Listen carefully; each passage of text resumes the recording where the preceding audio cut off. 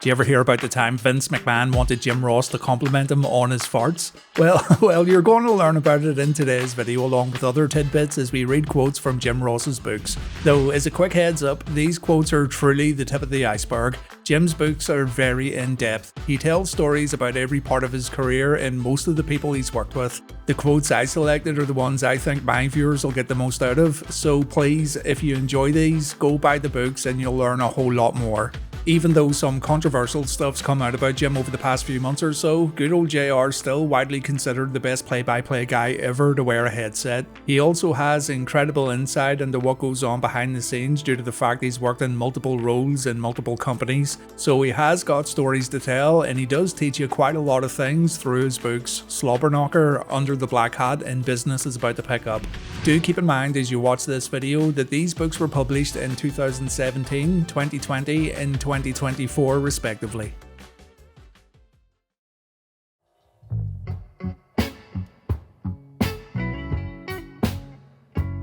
Luger wasn't cast in any one role long enough for people to get in a groove about how they really felt about him. Pro wrestling wasn't Lex's natural calling because he didn't have an innate aptitude for it, so adapting to those multiple changes didn't come organically to him. With help and time, he improved on his promos and, while never being great, he was always good enough to get by because of how he looked. Having watched him closely for months, I thought he could have learned more, absorbed more, when he was with the Horsemen. There wasn't a better place in the wrestling world to be if you wanted to learn how to make money. Lex was with a perfect entity to just be quiet, to watch and learn. I dealt with guys I enjoyed working with more. Luger was never rude to me, but I found him to be somewhat aloof and arrogant at times. He placed a very high value on his look, which is fine, as I understood that in the wrestling world you have to do that to maintain your sanity sometimes. But he just wasn't as advanced as he thought he was. He never met a mirror he didn't embrace, and really that was his big priority, the look. He thought the look was going to get him farther down the road than it actually did. It certainly got him noticed and he always looked the part without question, but his in-ring skill was not advanced to push him up to that next level.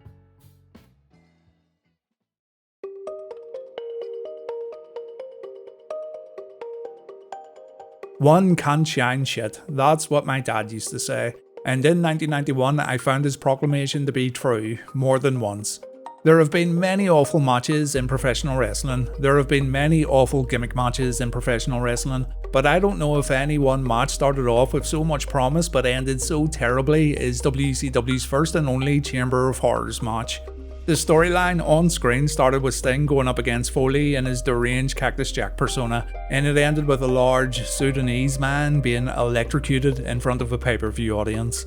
It all began when Ric Flair and WCW parted company, after Ric received a new contract offer that was straight up insulting to the man who had carried the NWA on his back for so many years.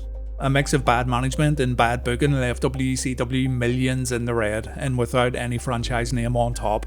On top of that, our fans began to revolt in the arenas as they chanted for Flair to come back, not to mention how, at the time, WCW was giving their audience no end of strange and illogical moments and matches to sound off about, the latest of which was the Chamber of Horrors match. Now, anyone who knows me knows I love Mick Foley, so when I saw his deranged character, Cactus Jack, getting into a program with the hugely popular Sting, I had high hopes for his chances of finally getting that main event run he so richly deserved. Maybe it was a sign that WCW too was turning a corner and realizing they had compelling workers who could deliver compelling storylines if given the shot. Nope, instead the central compelling story of Mick and Sting was muddled up by adding 6 other wrestlers. The Steiner brothers, El Gigante, Big Van Vader, Abdullah the Butcher and Scott Hall, all of whom had to face each other at the same time in a match so ridiculous that I find it hard to comprehend how it even got out of the idea stage. But somehow, someway, the Chamber of Horrors match was born. I mean, we had Sting, Mick, Vader, the Steiner brothers, and a young Jack Scott Hall in there, and we stopped them from doing anything creative by lowering a large cage into the ring so they had nowhere to work. And then several men dressed as orderlies walked out and just stood there on the ramp. They had white faces for some reason. Mick was busted open, Abdullah was busted open, we had coffins and suplexes and lots of punching. The end drew near as Abby ended up in the electric chair, and as Mick waited to pull the large switch downward to start the, I guess, murder, the switch fell down all by itself to the clearly marked electrocute position several times, which we all just pretended didn't happen. The match was supposed to end with Mick's partner Abdullah knocking Rick Steiner in the electric chair, and then Rick reversing his and Abdullah's position last minute so that when Mick pulled down on the lever, he accidentally shocked Abdullah instead. So when Mick saw that moment coming, he turned his back on the action so he wouldn't see Rick reverse Abby's attack. However, after Rick reversed Abdullah, it took so long to get Abdullah hooked up to all the proper electrocution elements that poor Mick had no choice but to just stand there for an uncomfortable amount of time with his hand on the lever, pretending he didn't see anything, before finally and mercifully accidentally pulling the lever on his own partner. Cowboy Bill Watts always told me that you have to be careful not to ask your audience to suspend their disbelief any more than pro wrestling already does, and this one did that, and more. It's not that I don't love a good gimmick match, but just a few days later, WWE would deliver on the biggest match in pro wrestling with Ric Flair vs Hulk Hogan at a live event in Madison Square Garden, and I would have been lying if I said I didn't wish I could call matches like that, in that kind of atmosphere, instead of matches like the Chamber of Horrors in the growingly toxic atmosphere of WCW. One can shine shit. I mightn't have succeeded that night, Dad, but I sure tried.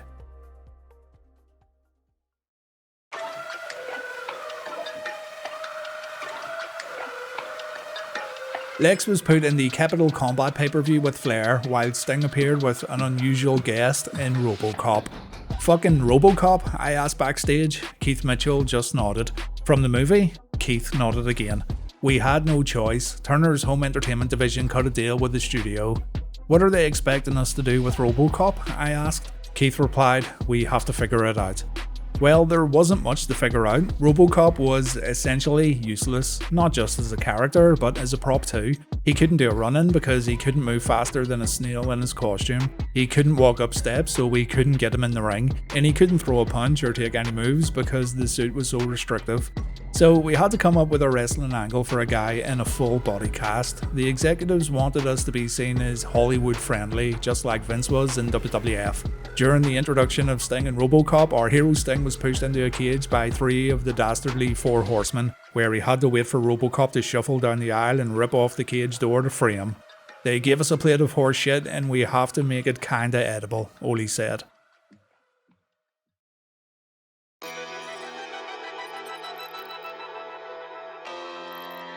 It was an odd feeling getting pulled out of a studio by a volatile former WWF champion. At first I panicked at the sheer sight of his wild eyes as he stomped toward me. Then, the second he grabbed me, I thought he was joking because he seemed to be in character. One thing I soon learned about Macho Man Randy Savage was he wasn't a character. What you saw on TV was him. He was that intense first thing in the morning till last thing at night. All that's all well and good until he turns that intensity in your direction. Get out, he shouted as he pushed out through the door of the studio into the hallway. All I could think was, I'm about to get my ass beat by the Macho Man. Holy shit, it's happening. Who put you up to it? He shouted in my face. Who got you? Yeah, to bring me in here to do all this work. I whispered through my dry mouth, I don't know what you're talking about. He didn't like that reply at all. He shouted, you keep bringing me in here to do these interviews and I'm not even booked to be here. Clearly, someone had been in Randy's ear, stirring him up. Are you goddamn ribbing me, Ross? Randy, I said, you're a household name. I want to get you on TV to help get these angles over for... Shut up, his eyes were wild, and he was talking a little to himself and a little to me. You think it's funny bringing me up here to do this shit, do you? And then the surreal got dangerous. He stuck his finger in my face and put his other hand around my neck and began to squeeze. Because if you think you're... Randy, said a familiar voice from down the hallway, the boys are working you. I managed to tilt my head a little to see Gorilla walk towards us. This asshole, Randy said to Gorilla about me. He's bringing me in to do these promos because he thinks it's funny. Yeah, to bring the Macho Man in to do promos. Yeah. Jim is just doing his job. It's the boys who are ribbing you, said Gorilla. Macho looked right back at me. He already had me pinned against the wall and pretty much peeing on myself. He leaned his head in against mine until we were nose to nose. I'm going to find out, he said, and when I do... You're not going to do anything, Gorilla said, standing behind Randy. I strongly suggest you take your leave. Randy was breathing deeply, the veins in his neck were popping out, and the finger he had in my face was nearly pushed through to the back of my head. "I mean it," Gorilla said. "Let him go." Macho released his grip and turned him on soon. I certainly didn't want Gorilla, at his age, to get into anything physical. I don't think Randy did either. Macho stood down out of respect for Gorilla, then stormed off. "Are you okay?" Gorilla asked. "I'm fine," I said. "Lucky I'm wearing dark trousers." "He's intense, isn't he?" Gorilla said, laughing.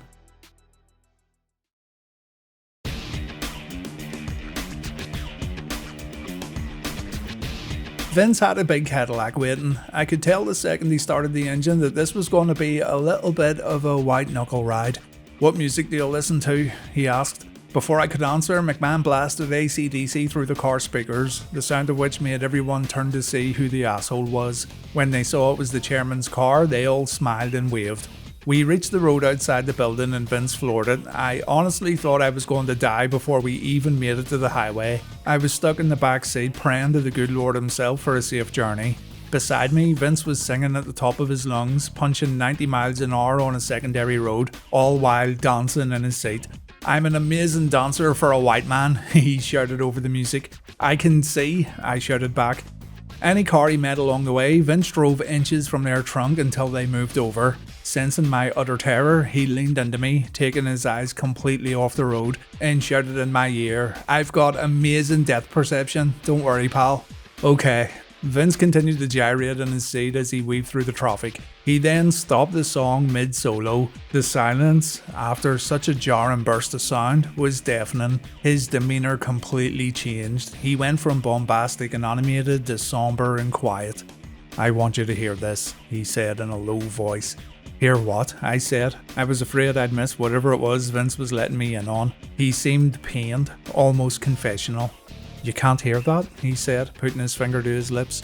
I didn't want to sound like a jackass, so I listened as carefully as I could. "You hear it, Jim?" he asked, a little more impatiently. I thought I heard something in the trunk. My first thought was, they've put long-time employee Hardfinkel in the trunk as a rib. "Is it the car?" I asked. "Jesus Christ. Listen, will you?" he growled. I closed my eyes and listened as hard as I have ever listened for anything in my life. "Here it is," he said. And he then began to fart, a long, bass-filled flatulence that eventually finished with a smile of pride from the chairman. "You hear it now?" he asked, and then cackled with laughter. I made a split decision not to sell it in any way. I sat facing forward like nothing had happened. McMahon was so happy with himself. "You know how I got the longevity and smell, Jim? Protein. I eat nothing but fucking protein, pal." "Yeah, it wasn't that impressive," I said. Vince's head swiveled in my direction like I just insulted his wife or something. "What?" he asked with menace. He was serious, offended even. I couldn't back down now. It was a test, I was sure it was. "Well, I've been around the business for over 20 years now, Vince. Robert Gibson." Vince locked the window and let another one go. Twice the volume, twice the smell. He watched my reaction intently as we continued to tear along the highway at speed. His creation was putrid, but I knew if I told him that, he'd just keep doing it. So I sat still and waited for the smell to stop burning my lungs. "How about that one?" Vince asked. He hated to be beaten at anything, even farting competitions. He studied my reaction until the blue lights in his rearview mirror caught his attention. "Aw shit," he said as he pulled over. "Was I speeding, Jim?" "Just a tad." "Why didn't you say something? God damn it, pal." The Ohio State Trooper approached, and McMahon rolled down his window. I took a coveted, life-saving breath of fresh air as the Trooper asked for the license and registration. "We just finished producing our national TV broadcast, Monday Night Raw," Vince said as the Trooper looked over his license. "I'm Vince McMahon," he said before pausing for effect, "and this here is good old JR beside me." Good old JR, I thought. Have I not got a real name? "So, you're Vince McMahon?" the Trooper asked as he leaned in the window a little. "I am," the chairman said proudly. "Vincent Kennedy McMahon." "Well, I guess that makes me the big boss man then," the Trooper said as he handed McMahon a speeding ticket. "Have a good night." Vince put his window back up and I was expecting the chairman to explode, but instead he turned to me and said, "You're doing real good for us. I wish I could clone you."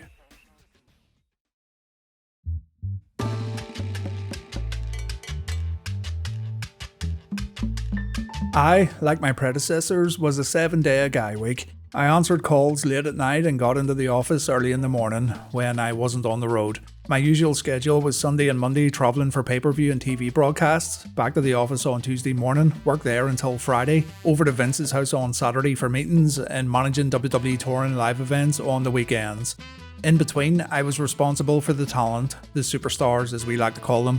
It was my job to oversee the scouting and hiring of new prospects, monitor the drugs program, and sometimes discipline grown adults who should know better.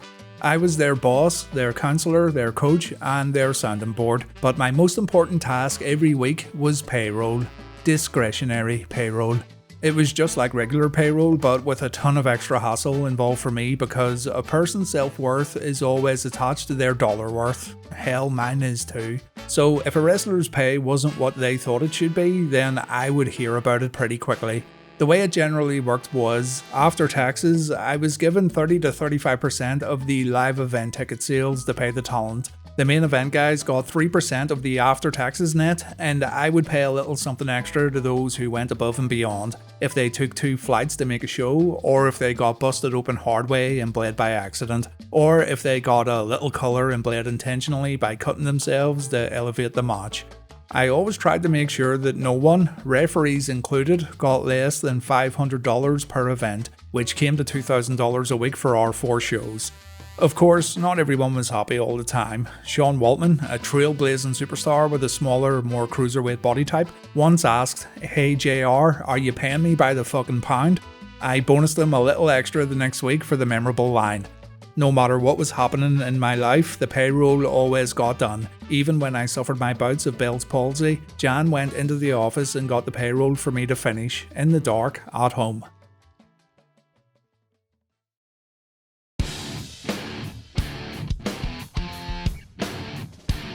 "You ready to come back to work, pal?" Vince asked Warrior as we sat around his kitchen table.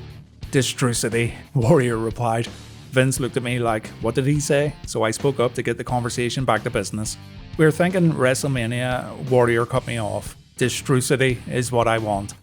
"Haha, what's that, pal?" Vince asked. "It's a word I created," Warrior said. "I want to push it out there, make the world a different place." "Distrucity?" I asked. "It's the new buzzword," he replied, very matter-of-factly. "Jim," Linda McMahon said, "we'd very much like to talk about a comeback." Warrior nodded. Linda's words seemed to have focused his wandering mind somewhat, although maybe not. Distrucity is a concept that I worked on top to bottom and inside out. I can own it, promote it, and use it as a pathway to speaking engagements and promotional opportunities. Warrior could see that Vince wasn't getting the vision. He insisted that Vince incorporate Distrucity into Warrior's return so people could understand his philosophy. Warrior was so exuberant about this word that he dropped several F-bombs while describing his concept. Maybe it was my upbringing, but hearing such indiscriminate use of the epithet in front of a lady made me uncomfortable. In the end, Warrior didn't seem overly excited about returning to the ring. No sign of passion, anticipation, or anything else.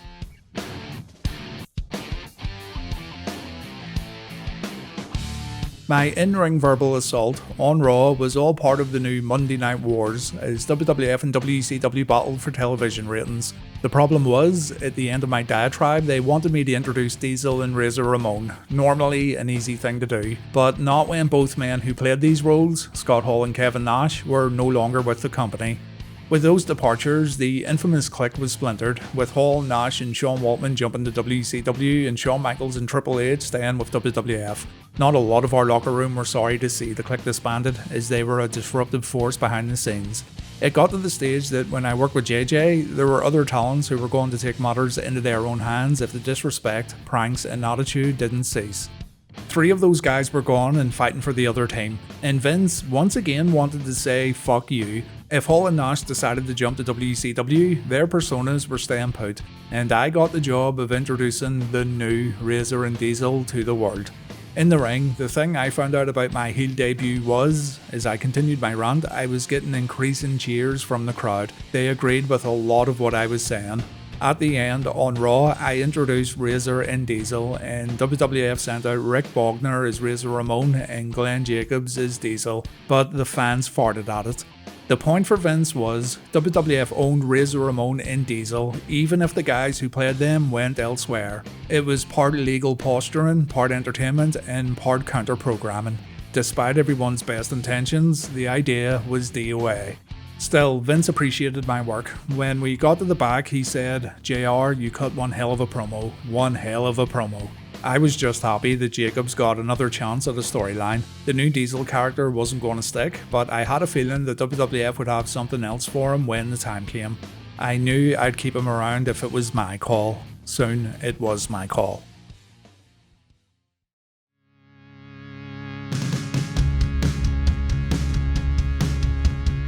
At Vince's request, I asked Hogan, Nash and Hall to come to a meeting in Stamford to have a talk. By that stage, Vince knew Hogan was in, and on paper, at least, Kevin seemed like a good fit too. But Scott was a little bit more of a risk, having earned a reputation for substance abuse issues.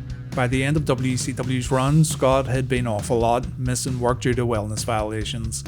I think what made Hogan, Nash and Hall hard to work with was that they knew the business. They're the type of guys who weren't going to be told what their character was by a young writer or just accept any old creative. They were opinionated and forthright, and they could muster a large dollop of asshole when they wanted to.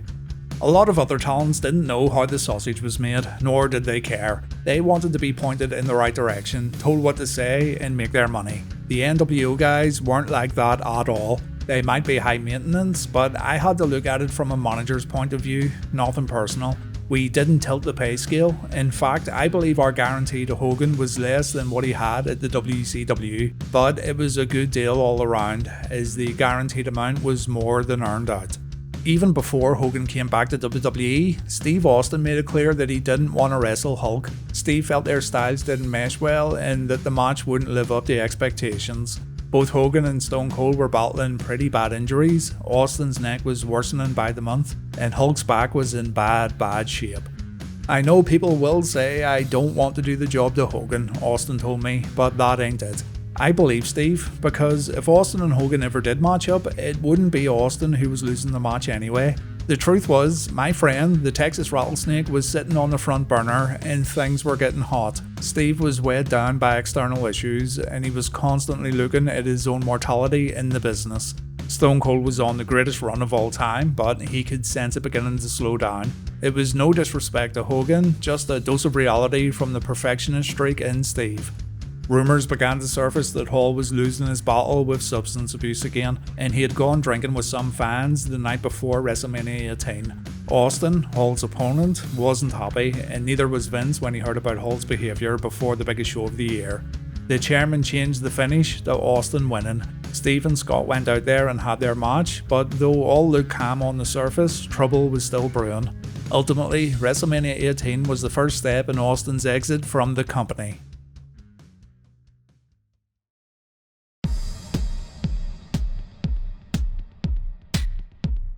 WWE asked me to host a live symposium to promote the new and lucrative 2K video game in Los Angeles. My panel was a mix of legends and current stars: Paul Heyman, Mick Foley, Daniel Bryan, Rey Mysterio, Steve Austin, Ric Flair and Dolph Ziggler. The brief was largely unknown because we had no production meeting and no walkthrough. The execs at the game publishing company had watched my work for years and presumed I needed little or no input. WWE obviously thought the same. But I knew the second the lights came up that I was rusty, that my time on the bench had hurt my timing and delivery. In the green room before the show, a few of the talents were enjoying the free cocktails on offer. Usually I wouldn't dream of drinking before a gig, but I took one cocktail and brought it on stage with me to calm my nerves. After all, the cool kids were being slightly rebellious, so I was too. I take full responsibility for that. We kicked off the symposium, and I tried to slip in some one-liners to lighten the mood. I rallied against the script I was given. I genuinely felt the ad-libbing was entertaining the audience, and I knew our goal was to get eyeballs on the product. The fans in attendance seemed engaged and entertained, and my wrestling brothers were having a good time too. I thought we were crushing it. I had misread the situation completely. A few months before, Ric Flair had found his 25-year-old son, Reed, dead of a heroin overdose in the hotel room next to his. Father and son spent a lot of time together because Reed was training to be a pro wrestler just like his old man. Obviously, nobody should find their son dead, but Ric's conviction that he could have prevented it amplified his grief. We all knew Rick was drinking more than ever to try and cope, and I questioned why they had flown him out at all. The man needed grief counselling, not to be around his friends or to use the event as a diversion to help keep his mind off it, as some suggested. The Nature Boy took the 2K conversation to a more barroom type atmosphere when he told behind the scenes stories about clean cut John Cena's drinking and other potential headache inducing stories WWE might not want aired in public, and I had a hard time keeping my hands on the wheel. It didn't help that I kept trying to add my own edgy one-liners to mask my insecurity. After the show ended, the sponsors were thrilled when they got word of record traffic on their servers. Well, I'd soon come to learn that there's good kinds of traffic and bad kinds of traffic. 3 weeks later, Vince asked his assistant to call me in, and so I went to Stamford. I entered Vince's office like I had done a million times before, and I read the room before he even opened his mouth. "I know you're going to fire me, so could you get it over with so I can make my flight back home?" I said. Vince was a little taken back by my straightforwardness. I guess I was too. "I'm disappointed in you, JR, he said. I wanted to be defiant, but the truth was I was disappointed in myself too. I was embarrassed by what I heard," Vince continued. "What were you thinking going up there drunk?" "Drunk?" I said. "Were you not?" he asked. "Absolutely not. I had one drink that I didn't even finish," I told him. "All the other stuff, the off-the-cuff remarks, the unprofessional behaviour, all that is true. I fully take responsibility for my part in that, but me being drunk is not true at all. People told me I had a drunk guy handling my business, Jim." Vince only called me Jim when he was serious. "Vince," I said, "I'm not running from this. I'm happy to take an ass whipping or whatever else is coming my way, but I wasn't drunk." "I was counting on you," Vince said. "Is this what you are now? Unreliable?" The boss was right. This was out of character for me and I'd let him down. I also knew that I hadn't done my career any favours. Anyone who was in Vince's ear about moving me on now had the perfect cover story. I knew by Vince's face that he didn't want to fire me, but he had assured his inner circle that he was going to handle it and backed himself into a corner based on bad information. He couldn't do nothing or he'd look weak. "Well, JR, he said, I need to do something here." "I understand," I said. "The train went off the rails and I was driving. I wish I could do it over and I apologise." Vince stood and shook my hand. "You're always in the principal's office, JR, he said with a laugh. "Trust me, I'd prefer to be in my pool in Norman," I said. We hugged, and again it felt different than it had in the past. It wasn't a backslapping, manly affair. It was genuine. "You could have done this over the phone," I said in our embrace. "I respect you too much not to do it face to face," he replied. We separated. Both of us had tears in our eyes. My bridge with Vince and WWE was charred but not burned down completely. "So long, JR, he said. I tipped my hat and left. This was that part in every failing relationship when both parties have no fight left in them and just want to go their own separate ways for a while. Whatever else happened between me, Vince and WWE from here on out, the balance had shifted.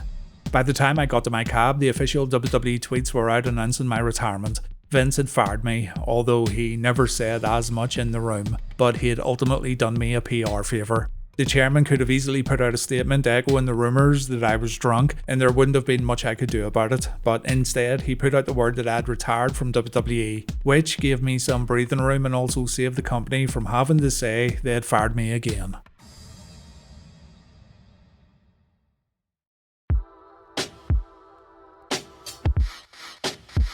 I may be a 67-year-old widower with Bell's palsy, but goddamn if I don't still love the chase. And it's like home week in the new locker room.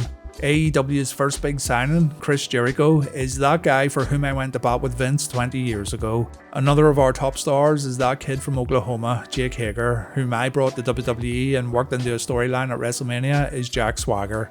The roster also includes some folks who were coming through NXT when I was there, guys like Jon Moxley and Pac. Backstage is littered with old friends and colleagues, people like Dean Malenko, one of the disaffected WCW stars we brought in 20 years ago, and my old friend Arn Anderson. I jump out of bed on filming days and happily battle airport delays and flight cancellations because I am so grateful to be back on a team that wants me. The job's fun again, and I'm no longer treated as less than because of my Oklahoma drawl, my facial paralysis, or my age or build. I'm confident in who I am and what I bring to the table. I'm not ready for the scrap heap just yet. I'm starting fresh, cutting through the few noisy trolls and loving the many passionate fans. There's nothing like a new player in town to make things exciting again. I say this in all these book quote videos, but you really should pick up the books yourself and learn more about the subjects I've talked about if it interests you. These quotes have been shortened and Jim goes into much more detail specifically about subjects such as the NWO working for AEW, his multiple firings from WWE, and what it was like working in talent relations. No matter what you may think of Ross, he does provide great insight into the wrestling world, particularly if you're interested in early WCW, the Monday Night Wars, the Attitude Era, and what goes on during meetings in Stamford. Do check them out when you get a chance. Thank you so much for watching everyone, and please take care.